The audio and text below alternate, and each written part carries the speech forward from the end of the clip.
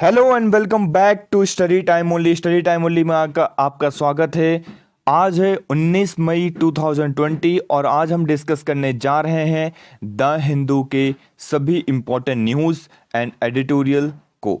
तो चलिए यहाँ पे डिस्कशन स्टार्ट करते हैं। सबसे पहले हम यहाँ पे आपको बता देना चाहता हूँ कि हम यहाँ पे हैंड रिटन नोट्स की मदद से यहाँ पे द हिंदू का एनालिसिस करते हैं, जिससे आप लोगों को बहुत हेल्पफुल मिल पाए, यहाँ पे हेल्प मिल पाए कि किस तरीके से आप न्यूज़ में से इंपॉर्टेंट न्यूज़ में से आप द हिंदू का नोट्स तैयार कर सकते हैं। अगर आपको हैंड रिटन नोट्स चाहिए तो आप हमारा टेलीग्राम ग्रुप को ज्वाइन कर सकते हैं। For joining the Telegram group you have to use @study time only. Study time only आप सर्च करिए टेलीग्राम में, आपको हमारा ग्रुप मिल जाएगा, या फिर नीचे डिस्क्रिप्शन बॉक्स में मैंने लिंक दे रखी है, तो वहां से आप ज्वाइन कर सकते हैं। और भी वेरियस इनिशिएटिव जो चलाए जा रहे हैं उसको भी आप ज्वाइन कर सकते हैं। साथ में एक अनाउंसमेंट कि आपको आज से ही एक प्रीलिम फोकस न्यूज़ डिस्कशन मिलेगा, जहां पे हम सिर्फ और सिर्फ प्रीलिम फोकस न्यूज़ को डिस्कस करेंगे और पीआईबी कुछ इंपॉर्टेंट न्यूज़ को डिस्कस करेंगे। वैसे तो द हिंदू के अंदर जो भी हम डिस्कस करते हैं बहुत सारी चीज़ें कवर हो जाती है यहाँ पे हॉलिस्टिक वे में, लेकिन ये प्रीलिम्स प्लस मेंस के पर्सपेक्टिव से, दोनों के पर्सपेक्टिव से, इंटरव्यू के पर्सपेक्टिव से, हर एक पर्सपेक्टिव से द हिंदू का डिस्कशन इंपॉर्टेंट होता है, इसलिए ये इंपॉर्टेंट हो जाता है। और साथ में हम एक प्रीलिम स्पेसिफिक रख रहे हैं, जहां पे आपको छोटे छोटे फैक्चुअल इंफॉर्मेशन बताए जाएंगे, वो भी हैंड रिटन नोट्स ही होंगे, जिससे आप अपने नोट्स को तैयार कर सके। तो चलिए स्टार्ट करते हैं विदाउट एनी डिले डिस्कशन को।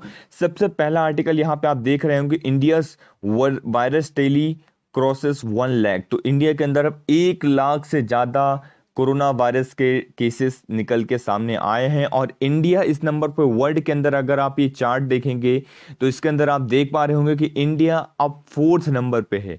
तो ये बहुत चिंताजनक बात है कि इंडिया अब किस नंबर पे आ चुका है, 4th नंबर पे स्टैंड कर रहा है। इसको आपको याद रखना है।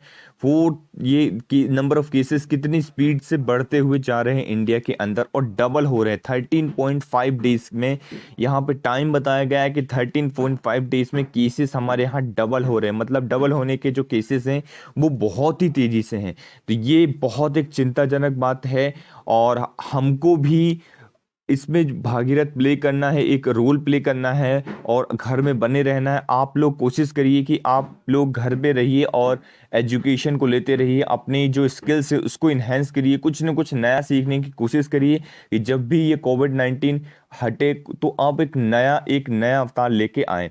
तो यहाँ पे एक आप देख पा रहे होंगे, Oxford vaccine fail to shield monkey from virus. तो ये एक ऑक्सफोर्ड के ऊपर, मतलब ऑक्सफोर्ड, यहाँ पे हमने पहले भी डिस्कशन किया था वैक्सीन के ऊपर कि किस तरीके से ये लोग ट्रायल वगैरह चल रहे हैं। तो ये छोटी छोटी न्यूज़ हैं। अब हम ये देखिए, एक ये न्यूज़ को हम डिस्कस करेंगे कि ये इंपॉर्टेंट न्यूज़ है हमारे लिए, तो इसको भी हम डिस्कस करेंगे। 83 LCA MK1A deal high priority IAF chief. तो इंडियन एयरफोर्स के जो चीफ हैं, इन्होंने ये डील के बारे में बात की है। तो ये क्या डील है, LCA क्या होता है, MK1A क्या है, इन सभी चीज़ों के बारे में हम डिस्कशन करेंगे। तो चलिए हम यहाँ पे हैंड रिटन नोट्स की मदद से अपने इसको देखते हैं। यहाँ पे आप देख पा रहे होंगे जो हमारा हैंड रिटन नोट्स हमने तैयार किया है, 83 LCA MK1A डील। तो ये डील हुई, ये एक तेजस है, आपको इसके बारे में पता होना चाहिए। लाइट कॉम्बैट एयरक्राफ्ट, LCA का फुल फॉर्म क्या होता है, जहां पे भी LCA लिखा हो तो लाइट कॉम्बैट एयरक्राफ्ट। देखिए ये साइंस टेक की न्यूज़ है। साइंस टेक की न्यूज़ में काफ़ी ज़्यादा प्रॉब्लम्स आती है लोगों को, तो मैं कोशिश करूंगा कि इसके ऊपर एक अलग सी मैं एक सीरीज़ लेके आऊँ, जहाँ पे छोटे छोटे टेक्निकल वर्ड्स हैं, जो नॉन साइंस बैकग्राउंड के लोग हैं या फिर जो साइंस बैकग्राउंड के लोग भी हैं, जिनको इस तरीके से टर्म्स में बड़ी प्रॉब्लम जाती है, इस तरीके से नाम याद करने में बड़ी प्रॉब्लम, जैसे LCA का मतलब उनको नहीं मालूम होता है, या छोटी छोटी और भी चीज़ें होती हैं साइंस टेक से रिलेटेड। तो उनको जहाँ प्रॉब्लम जाती है तो उसके ऊपर हम एक सीरीज चालू करने वाले हैं, वो लेके आएंगे, तो जो आपकी सारी प्रॉब्लम से उसको सॉल्व किया जाएगा। तो ये आपको यहाँ पे ध्यान पे रखना है, और उसको लेक्चर को शेयर करते रहिए, जितना ज़्यादा हो सके उतना ज़्यादा शेयर कीजिए। देखिए अगर हमें लगेगा कि हमारी जो मेहनत है वो सफल हो रही, ज़्यादातर लोगों के पास पहुँच रही है, फ़ायदा पहुँचा रही है, तभी हम इस तरीके से इनिशिएटिव को शुरू करेंगे। तो अगर आप चाहते हैं कि शुरू करें तो आपको बस ये शेयर करना है ज़्यादा से ज़्यादा लोगों तक, अपने फ्रेंड्स तक, अपने दोस्तों तक, अपने कलीग्स तक, क्योंकि ज़्यादा से ज़्यादा लोगों का फ़ायदा हो पाए। हम देखते हैं यहाँ पे हाई प्रायोरिटी डील, ये एक इसको रखा गया है। सबसे पहले इंपॉर्टेंट बात, हाई प्रायोरिटी डील के अंदर जो आपको याद रखना है, ऐसा नहीं कि आपको पूरा आर्टिकल आपने पढ़ लिया, सारी चीज़ें रट ली, लेकिन उसका कोई मतलब नहीं निकलेगा। हमको कुछ पॉइंट्स निकालने, हर एक आर्टिकल में से सिर्फ एक एक दो दो तीन तीन पॉइंट्स ही याद रखने, जिसको आप बाद में रिवीजन भी कर सके। ऐसा ना हो कि आपने बहुत सारे पॉइंट्स लिख लिया आर्टिकल में से, बहुत सारे पॉइंट्स बना लिए, पूरा पेज भर लिया, लेकिन कोई सेंस नहीं निकल रहा, आप उसको कभी रिवाइज नहीं कर पा रहे, तो वो चीज़ भूल जा रही। तो ये भी आपको यहाँ पे रखना है ध्यान। इसलिए मैं इस चीज़ को हमेशा आपके द हिंदू के नोट्स यहाँ पे बनवाने की कोशिश कर रहा हूँ।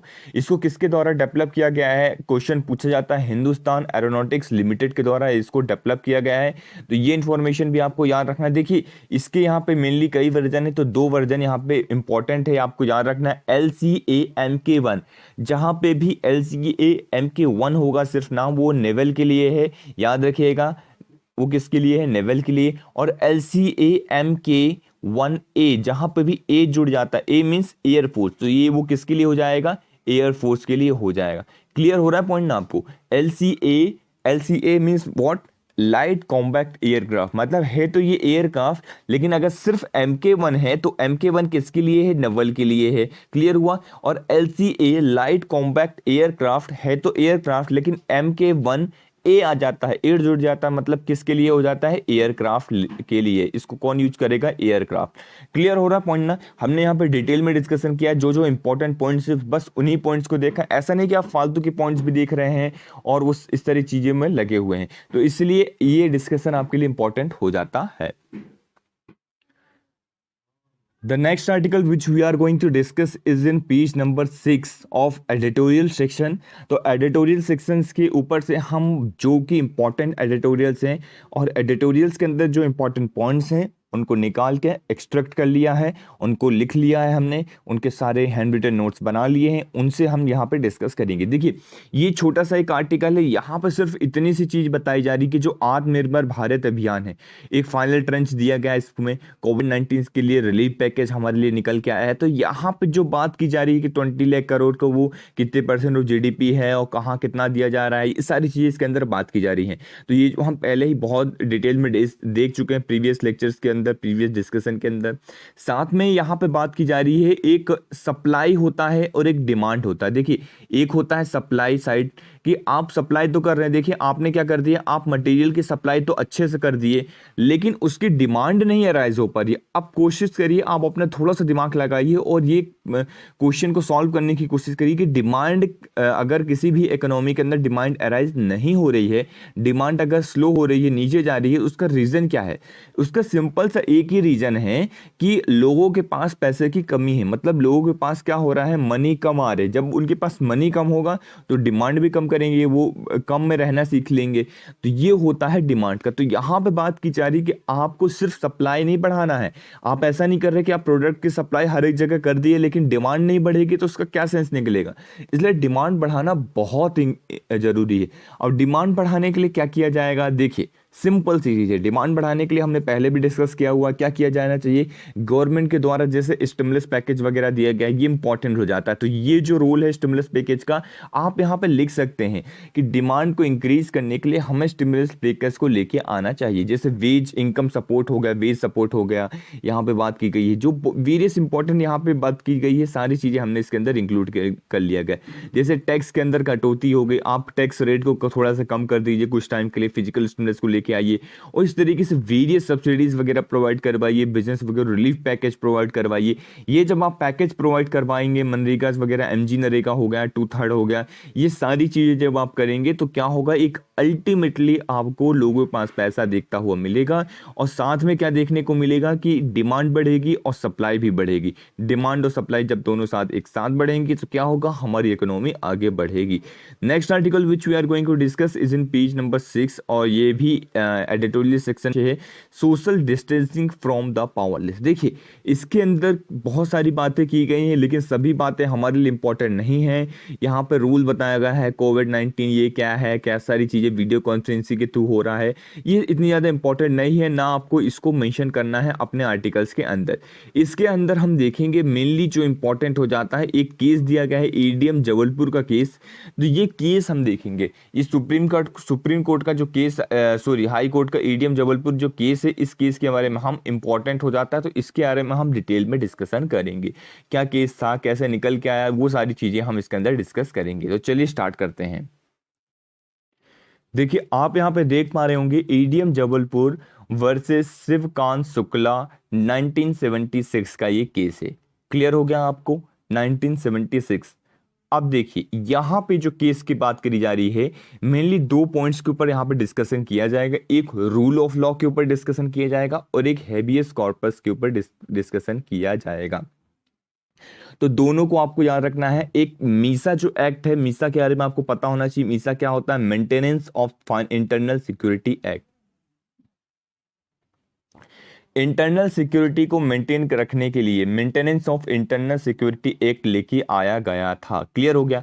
अब इसके अंदर क्या बातें की जा रही हैं, पीपल्स जो हमारे लोग हैं उन्होंने क्या कहा, अब उसकी क्या चीजें निकल के आ रही है कि मीसा एक्ट के तहत क्या हो रहा था कि जब इमरजेंसी लगी हुई थी उस टाइम का ये केस है। तो उस टाइम के बाद क्या हुआ था कि पीपल्स को, लोगों को अरेस्ट कर लिया जा रहा था, लेकिन उनको बताया नहीं जा रहा था कि क्यों अरेस्ट किया जा रहा है। उनको कोई भी रीजन नहीं दिया जा रहा था, बस उन्हें अरेस्ट कर लिया जा रहा था।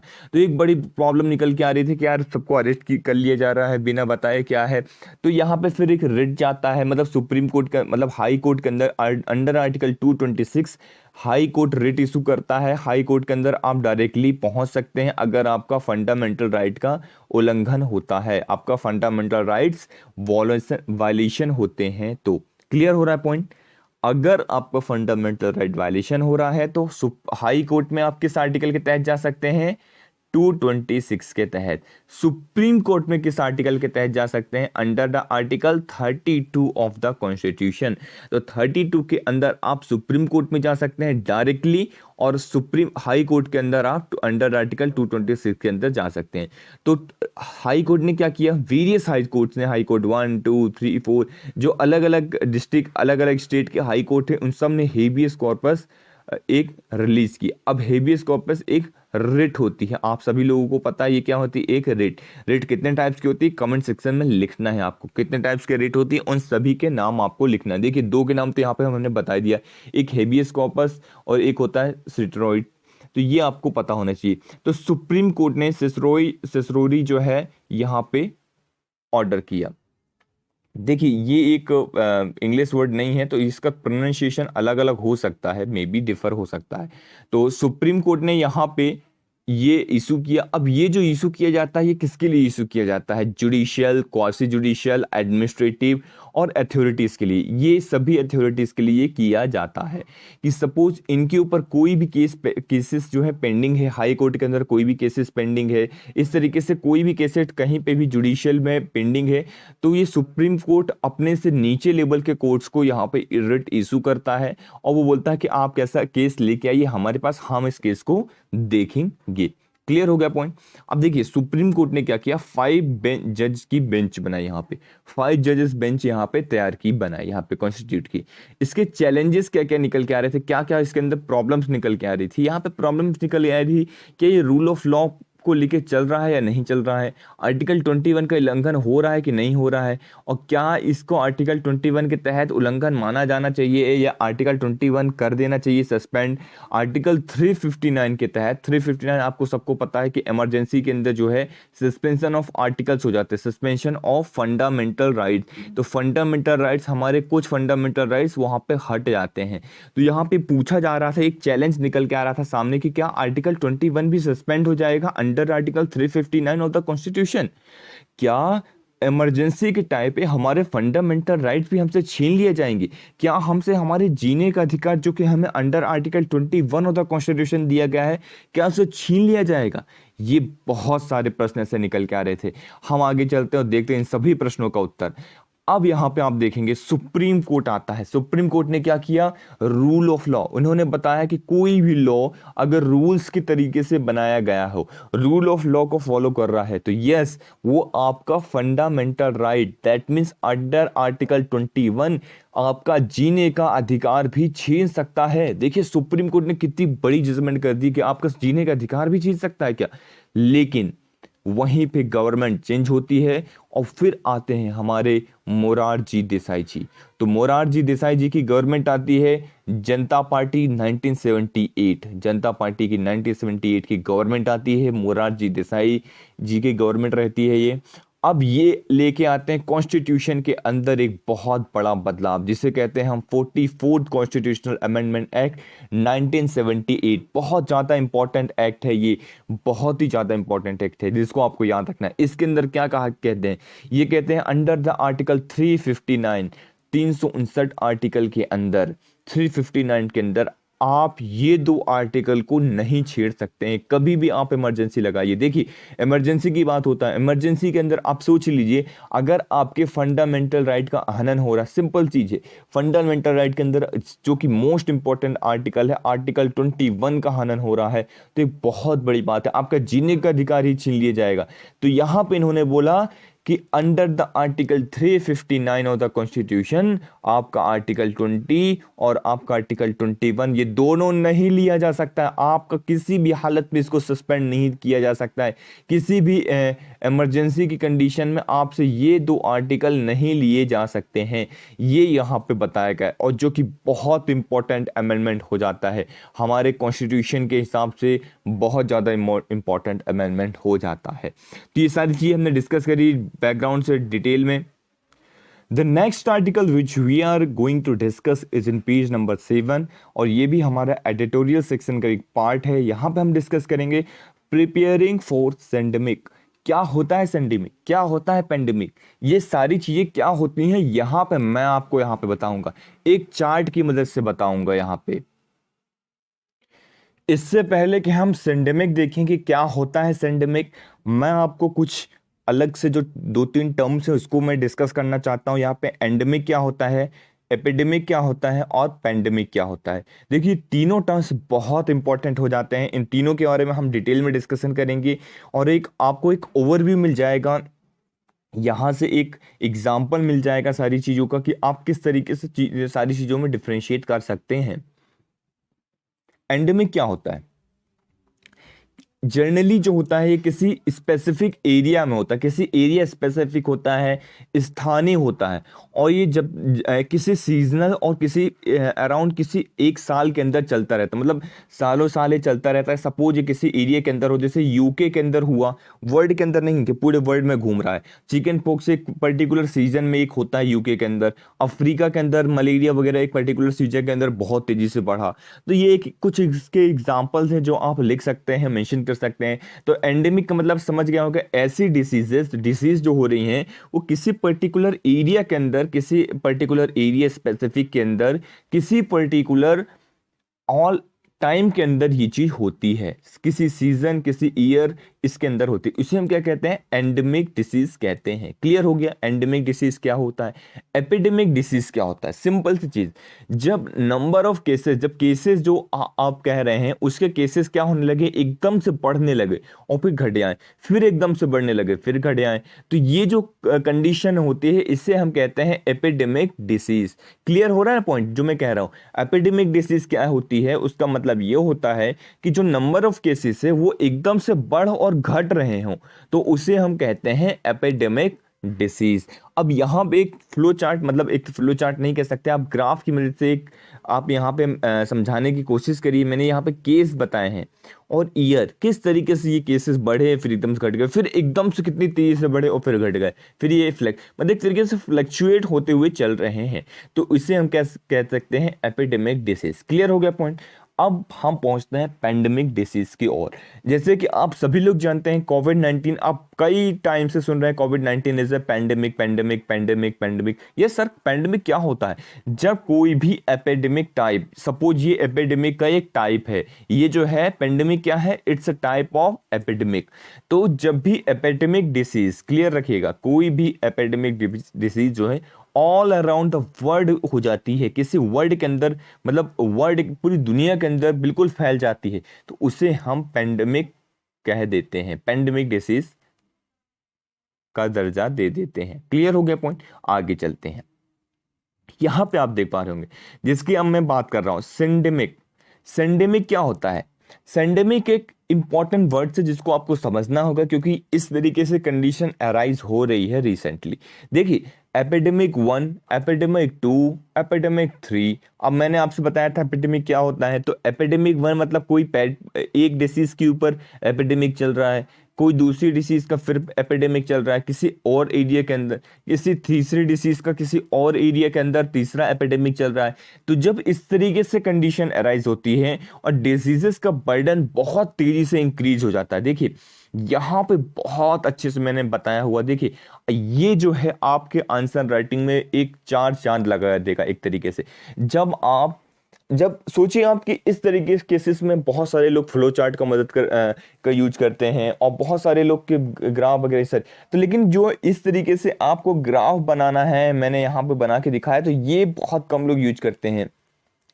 तो इन छोटी छोटी चीज़ों में आपको इनोवेशन दिखाना है। और देखिए यहाँ पे मैंने बताया कि कोविड-19 का जो पेंडेमिक था वो चल रहा था, ये हमारा चल रहा है मलेरिया का, रेड कलर का। ये जो ब्लैक कलर का आपको दिख रहा है बहुत ही तेजी से बढ़ा हुआ है, ये क्या है, एक कोविड-19 है। तो कोविड-19 डिसीज तो पहले से ही चल रहा था, उसके साथ में मॉनसून सीजन के एक तरीके के टाइम पे मलेरिया निकल के आ गया। मलेरिया की जो डिसीज है बहुत तेजी से सीजनल जो है आती है, वो फ्लक्चुएट हो रही है, बढ़ घट रही है, और कोविड-19 के साथ भी यहाँ पे मर्ज हो रही है। तो इसकी वजह से क्या हो रहा है, एक डिसीजेस का बर्डन यहाँ पे निकल के आ गया। तो जब भी आप अपने आंसर राइटिंग के अंदर ये सारी चीजें मेंशन करेंगे और इस तरीके से ग्राफ की मदद से समझाने की कोशिश करेंगे, तो आंसर जो चेक कर रहा होगा, चेकर का भी बहुत अच्छा इन्फ्लुएंस पड़ेगा, बहुत सारी अच्छा उसको देखने में लगेगा और लिखेगा कि यार उसने कुछ इनोवेशन किया है। तो ये एक आपके इनोवेशन का पार्ट हो जाता है। आपको इस तरीके से आंसर राइटिंग करनी है। देखिए यही चीज़ें मैं आपको इन्हेंस करने की कोशिश कर रहा हूँ, सिखाने की कोशिश कर रहा हूँ कि किस तरीके से आप अपने आंसर राइटिंग को इनरिच कर सकते हैं। अब ये पॉसिबल नहीं है कि आपको मैं आंसर राइटिंग करवाऊँ और उसके अंदर चीज़ें बताऊँ, वो एक सेकेंडरी हो जाता। पहले आप यहाँ पे सीखिए, तो बेसिक तो सीखिए, आप अपने नोट्स के अंदर इस चीज़ को बनाइए, प्रैक्टिस करिए, तब जाके आप आंसर राइटिंग में इसको प्रैक्टिस कर पाएंगे। अगर आप अपने नोट्स में इस तरीके से चीज़ें मेंशन नहीं कर रहे हैं तो आप बिल्कुल आंसर राइटिंग में उस टाइम आपका दिमाग नहीं चलेगा, क्योंकि उस टाइम कितना प्रेशर रहता है, तो उस टाइम आप ये चीज़ नहीं कर पाएंगे। तो ये चीज़ इसीलिए मैं आपको बता रहा हूँ कि आप रेगुलरिटी में इसको फॉलो करिए। चलिए नेक्स्ट आगे मूव करते हैं। The next article which we are going to discuss is in page number 6, और ये आप देख पा रहे हैं कि फेकिंग डेंजर के नाम से है। इसके अंदर मेनली सेडिशन लॉ के बारे में बताया गया है। तो क्या होता है, फाइट ऑफ फेक न्यूज़ से बढ़ने के लिए सप्रेशन और रिपोर्ट जो आई हैं, इन सारी चीज़ों के बारे में हम डिस्कस करेंगे। तो क्या है सेडिशन न्यूज़, सेडिशन मतलब एक तरीके से लॉ क्या होता है, उसके बारे में हम देखेंगे। सबसे पहले आप नज़र डाल लीजिए एक बार सेडिशन लॉ के ऊपर। सेडिशन लॉ क्या होता है, तो कोई भी इसका रीज़न क्या है इस लॉ को लेके आने का, इम्प्लीमेंट करने का, कि कोई भी हैट्रेड की कंडीशन पैदा हो रही है। यहाँ पे देखिए हैट्रेड की स्पेलिंग अगर आपको समझ में नहीं आ रही होगी तो मैं बता देता हूँ, HATRED। तो आप इसको करेक्ट कर लीजिएगा, हैट्रेड ये होता है, HATRED, है ना, क्लियर हो गया ना। तो अगर आपके कोई भाषण या फिर कोई भी आप चीजें कर रहे हैं, वो गवर्नमेंट को हैट्रेड हो रही, मतलब गवर्नमेंट के हैट्रेड आपको मतलब हिंसा का भाव पैदा कर रही है, तो ऐसे कंडीशन में गवर्नमेंट के आप कोई रूल्स रेगुलेशन को बहुत तेजी से उसको फ्लॉस कर रहे हैं, उसको नहीं मान रहे हैं, तो ऐसी कंडीशन में पब्लिक ऑर्डर को बेकार कर रहे हैं, रूल ऑफ लॉ को नहीं मान रहे हैं, इस तरह चीजें को कर रहे हैं, तो आपके ऊपर सेडिशन लॉ लगाया जा सकता है। अगर हम इसको देखें तो ये आईपीसी के सेक्शन 124 के अंदर मेंशन है। आईपीसी सेक्शन 124, आईपीसी आपको पता होगा इंडियन पेनल कोड होता है, जिसके तहत आपको अरेस्ट किया जा सकता है, और जो अरेस्ट होगा इसके अंदर वो नॉन बेलेबल होगा, आपको बेल नहीं दी जाएगी इसके अंदर। तो ये भी आपको याद रखना है, ये एक नॉन बेलेबल ऑफेंस है। क्वेश्चन कभी कभी अराइज हो जाता है कि ये किस टाइप का ऑफेंस है, क्या ये बेलेबल ऑफेंस है या नॉन बेलेबल ऑफेंस है, तो आपको बताना है ये नॉन बेलेबल ऑफेंस है। मकले जी के द्वारा इसको लेके आया गया था कॉलोनियल एरर में, ये तो ब्रिटिश एरर टाइम के तब से चल रहा है, तो ये आपको यहाँ पे याद रखना है। अब हम इसके अंदर डिस्कस करेंगे कुछ जजमेंट्स को, judgement in the sense supreme court ने यहाँ पे कुछ चीज़ें बताई गई हैं, कुछ यहाँ पे अपना एक रिव्यू दिया है, तो उन सभी चीज़ों को इसके अंदर हम डिस्कस करेंगे। देखिए 3 केसेस मेनली निकल के आते हैं इसके अंदर, तीनों के बारे में पढ़ना बहुत इंपॉर्टेंट हो जाता है। देखिए दो ही तीन चीज़ें, अगर आप किसी चीज़ के बारे में पढ़ रहे हैं तो उसके बारे में आपको पता रखना है कि उसकी डेफिनेशन क्या है, रीजन किस वजह से हो रहा है, क्या हो रहा है, उसका फैक्चुअल इंफॉर्मेशन कब आया गया था, कुछ इंपॉर्टेंट उसके फैक्चुअल इंपॉर्टेंट पॉइंट्स, फिर जो वेरियस अथॉरिटी है उसने उसके ऊपर क्या कहा, जैसे कि सुप्रीम कोर्ट के उसके ऊपर क्या वर्डिक्ट है, तो ये चीज़ हम देखेंगे। तो ये आप पहले केस से देख पा रहे होंगे, Kedarnath Singh versus state of Bihar का केस। तो ये आपको याद रखना है, कौन सा केस है, इस Kedarnath Singh versus state of Bihar का केस है। कब हुआ था, 1962 में ये केस हुआ था। तो 1962 में ये हुआ था, आपको याद रखना है। क्लियर हो गया, पहले आप डेट याद रख लीजिए, 1962, 1982 एंड देन 1995, 3 केस आपको याद रखना है। तो ये आपको याद रहेंगे। चलिए आगे बढ़ते हैं। इसके अंदर जो केदारनाथ केस हुआ था, इसके अंदर का क्या क्या कहा गया था, राइट टू से एंड राइट, आप कुछ भी चीजें बोल सकते हैं, आपका अधिकार है, लिख सकते हैं, बशर्ते आप क्रिटिसिज्म भी कर सकते हैं। चलिए आप किसी चीज के ऊपर कमेंट कर सकते हैं, वो आपका व्यू पॉइंट है, आपका अधिकार है, राइट टू स्पीच है। लेकिन यहां पे बताइए, राइट टू स्पीच जो भी हमारे फंडामेंटल राइट हैं, उसके ऊपर इस तरीके से थोड़ा सा रिस्ट्रिक्शन भी लगाया गया है। एब्सोल्यूट राइट कोई भी चीज नहीं है। तो याद रखना, he doesn't include people to violence, मतलब इस तरीके के आपके स्पीच नहीं होनी चाहिए। आपका राइटिंग जो है, कभी कभी आपने देखा होगा बहुत सारी बुक्स वगैरह जो है बैन कर दी जाती हैं, वो इसीलिए की जाती हैं कि वो अगर पीपल्स को, ऐसा तो नहीं कि वो भड़का रही हो और उनको वायलेंस की ओर जो है बढ़ा रही हो। अगर कभी भी इस तरीके की चीजें होती हैं तो वहां पे ये जो चीज आएगी, किसके अंदर आएगी, सेडिशन लॉ के अंदर आएगी, आपको अरेस्ट किया जा सकता है। क्लियर हो गया। तो ये जर्नली भी आपको पता होना चाहिए। एजुकेशन तो ठीक है, आप लोग पढ़ रहे हैं, अच्छी बात है, लेकिन आप कोशिश करिए एजुकेशन को कितना ज्यादा आप बढ़ा सकते हैं, फैलाइए हर एक जगह इसको, तो नॉलेज को बस शेयर करते रहिए। नेक्स्ट जो केस है हमारा है 1982 का, P Alavi Alavi versus state of Kerala. तो P Alavi versus state of Kerala का केस हम देखेंगे।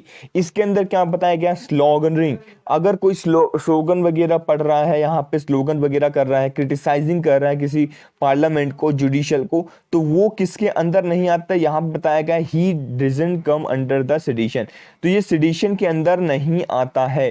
तो क्लियर हो गया आपको पॉइंट यहाँ पे। नेक्स्ट केस जो हम मूव कर रहे हैं वो है 1995 का। 1995 का केस आपको याद रखना है, क्या नाम है, Balwant Singh and ANR versus state of Punjab. पहला केस हमने देखा स्टेट ऑफ बिहार के, second case state of Kerala, third case state of Punjab. Clear हो गया है। 1962 Kedarnath Singh versus state of Bihar case, फिर 1982 में केस आता है P Alavi versus state of Kerala case, फिर 1995 में आता है Balwant Singh ANR versus state of Punjab case. Clear हो गया।